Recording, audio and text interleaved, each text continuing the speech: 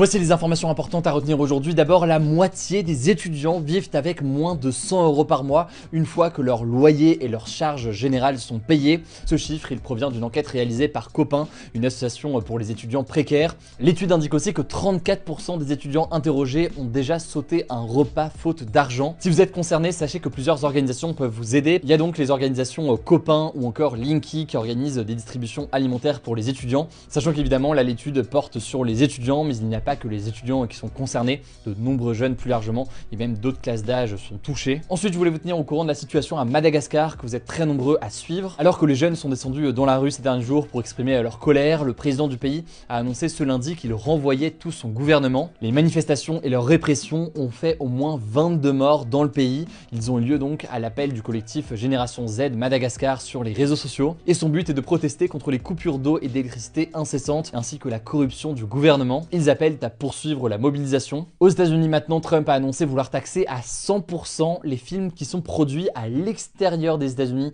et qui sont diffusés aux États-Unis. Ça pourrait avoir un impact important pour les films étrangers qui s'exportent bien aujourd'hui aux États-Unis, ou alors pour les films qui sont tournés aux États-Unis mais produits par des entreprises américaines. Ça impactera beaucoup par exemple le Canada et on vous donne plus d'informations là-dessus sur notre compte Instagram dédié au Québec. C'est hugodécrypte.québec. Autre information plus légère, vous en avez l'habitude, 20 ans après le premier film, les Simpsons reviennent au cinéma. C'est prévu pour le 23 juillet 2027. D'ailleurs, j'avais reçu il y a quelques mois le créateur de la série, Matt Groening, pour une interview ultra intéressante. C'est dispo sur YouTube. Rendez-vous sur Insta pour plus d'actu. Le nom du compte, c'est hugodécrypte.